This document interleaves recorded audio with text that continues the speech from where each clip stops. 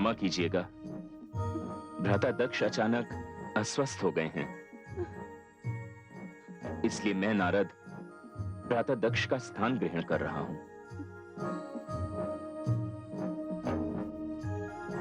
हे भोलेनाथ, आपका स्थान सबसे ऊंचा और संबंध सबसे अधिक प्रिय है। यदि पुत्री गौरी से कोई भूल हो जाए तो अपने आप को श्रेष्ठ जानकर उसे क्षमा कर दीजिएगा।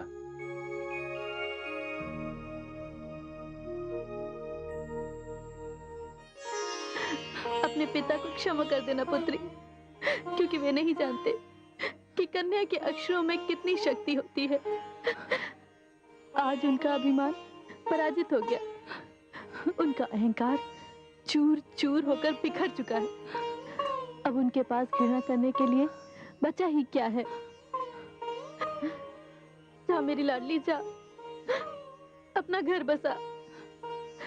ससुराल जाकर अपने मायके को न भूल जाना। माँ, अपनी माता को मत भुलाना।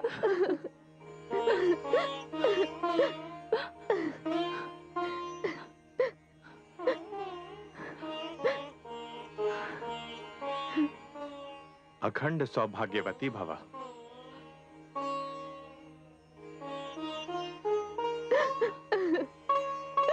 गौरी, गौरी, चल पुत्री। जाओ गौरी। आइए भोलेनाथ। तायाश्री, आपने सचमुच पिता का धर्म निभाया है। आपका ये ऋण रहा मुझ पर। पुत्री, तू मां के घर से प्रसन्नता और सुख के पुष्प लेकर जा, ऋण का बोझ नहीं।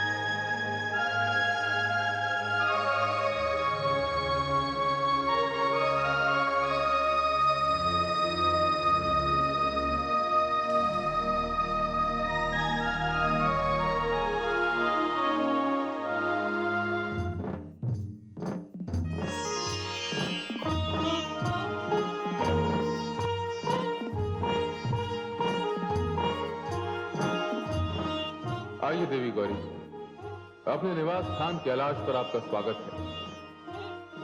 अपने शुभ चरण कैलाश की धरती पर रखकर इसे पवित्र कीजिए।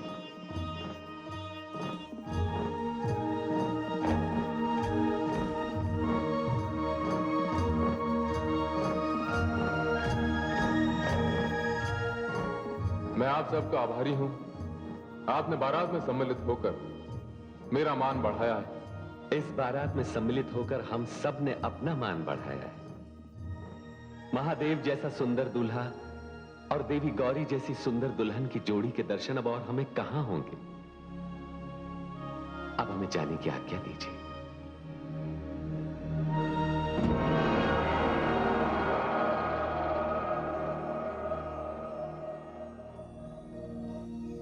कहिए देवी, कैसा लगा आपको अपना नया निवास स्थान? स्वामी, आपने मुझे अपने हृदय में स्थान दिया। आपके हृदय से अधिक सुंदर स्थान भला क्या हो सकता है? नहीं देवी, मेरा तात्पर्य यह नहीं था, किंतु आपके पिता श्री दक्ष इस बात से चिंतित अवश्य होंगे कि उनकी पुत्री हिम से ढके कैलाश पर कैसे रहेगी। जैसे आप रहते हैं। देवी, जब तक पुरुष अकेला रहता है वो अपने निवास स्थान की ओर ध्यान नहीं देता, किंतु अपनी अर्धांगिनी को लाने से पूर्व उसे अपने निवास स्थान की व्यवस्था कर लेनी चाहिए।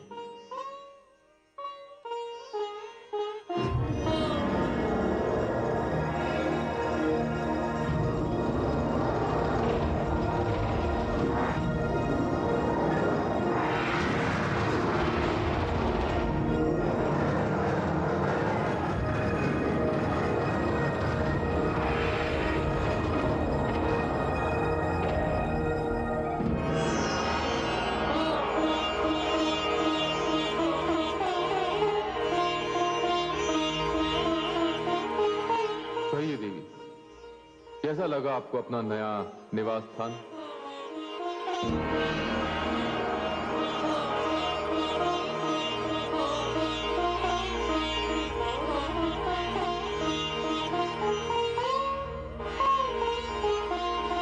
हे महादेव, यदि आप आज्ञा दी तो स्वामिनी को मैं साथ ले जाऊं? अवश्य। देवी, अपने भवन में प्रवेश कीजिए।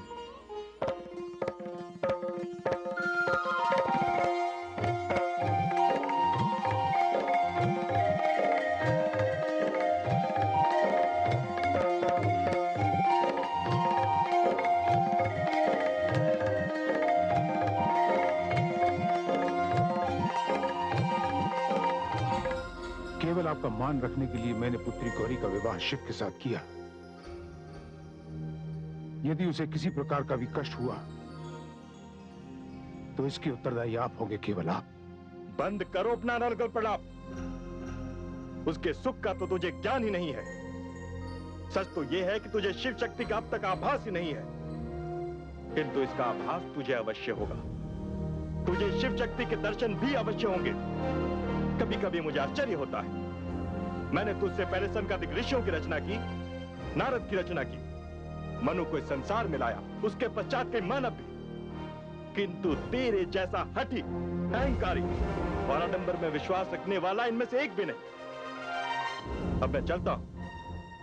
यदि हो सके तो नारद को धन्यवाद अवश्य देना, उसने तेरे सम्मान की रक्षा की और पुत्री गौरी को सम्मान पूर्वक यहां से विदा किया। पिताश्री, उन्हें मैं कभी क्षमा नहीं करूंगा। वही इसके सबसे बड़े कारण है। मेरी पुत्री गौरी हिम से घिरे हिमालय पर खुले आकाश के नीचे अनगिनत कष्ट सहती हुई उस निर्धन निर्लज्ज शिव के साथ बैठी होगी।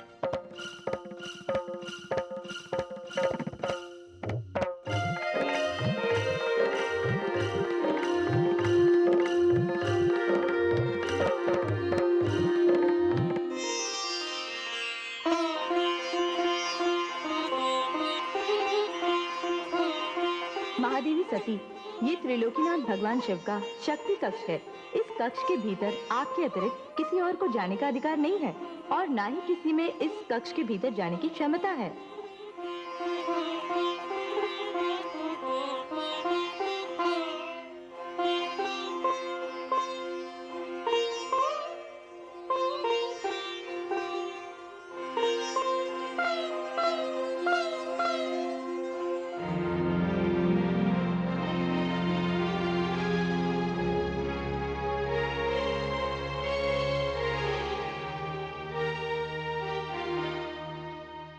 देवी, समस्त अतिथिगण सम्मान पूर्वक विदा हो गए।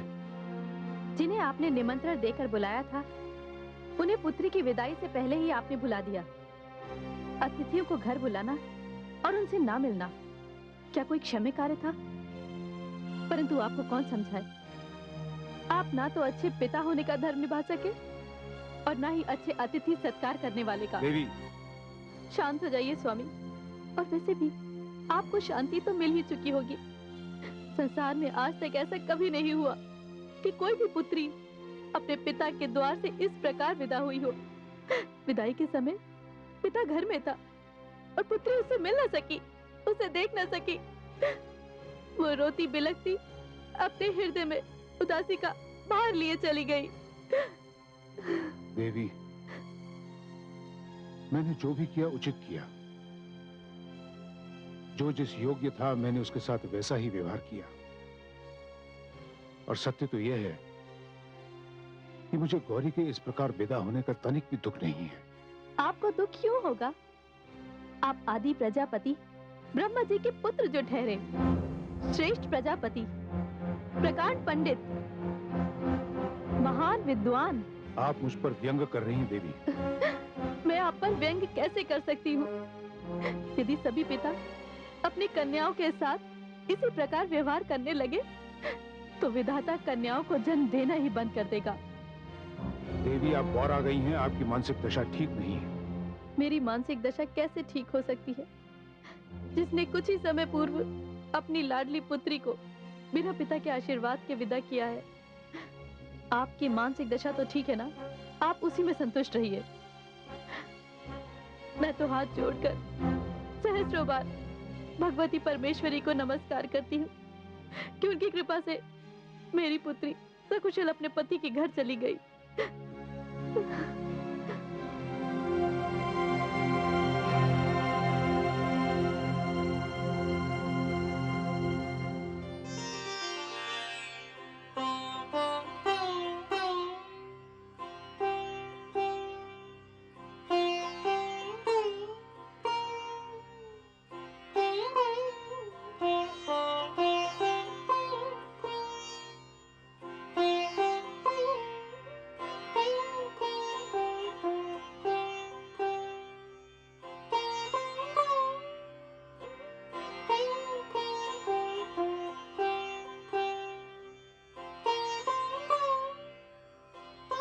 महादेवी सती,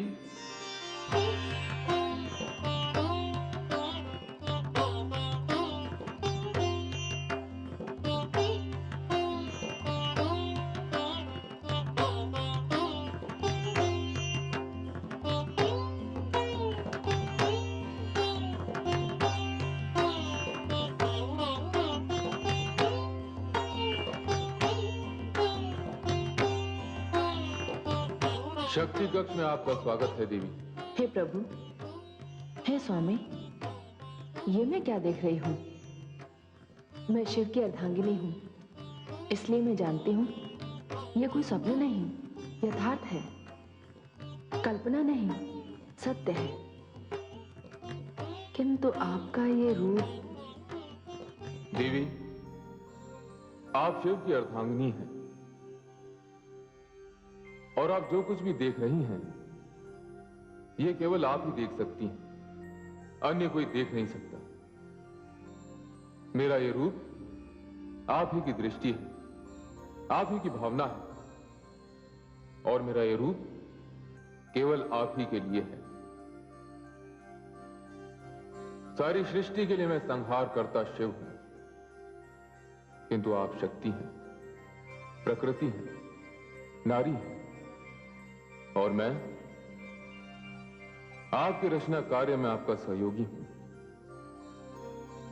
देवी, इस कक्ष के बाहर मैं शिव हूं, किंतु इस कक्ष के भीतर मैं आपका अर्धांग हूं और आप मेरी अर्धांगिनी हैं।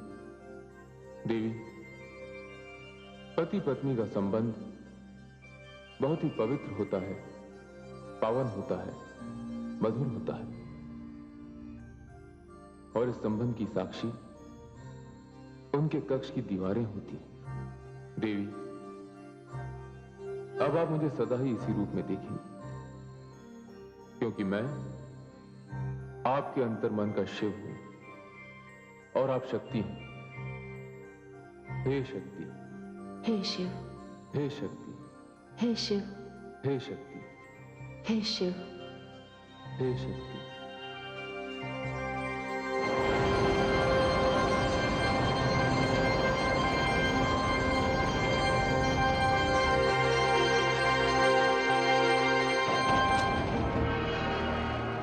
नारायण नारायण।